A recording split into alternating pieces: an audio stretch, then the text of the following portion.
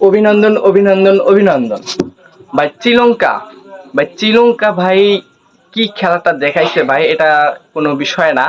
বিষয়টা হচ্ছে ভাই, প্রথম থেকে আমরা বোলিং এ ভালোভাবে অ্যাটাক দিছিলাম। তো আমাদের মিসটা হচ্ছে কোথায় জানেন? আমাদের মিসটা হচ্ছে ফিল্ডিং এ।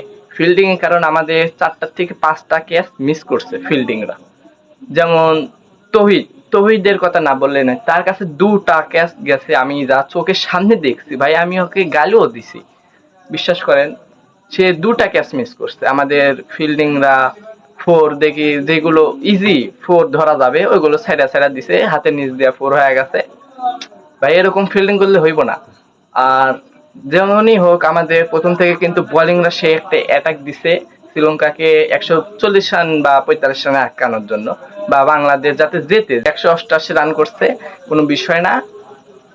আমরা চাই যেন এবার বাংলাদেশ বাংলাদেশ কিন্তু এবার যাতে ভালো খেলুক, বা ব্যাটিংটা কিন্তু প্রথম 10 ওভারে কিন্তু ব্যাটিংটা ভালো করলে কিন্তু বাংলাদেশ একটা জিতার আশা দেখতে পাবে। আর পাওয়ার প্লেতে কিন্তু কোনো উইকেট যাওয়া যাবে না।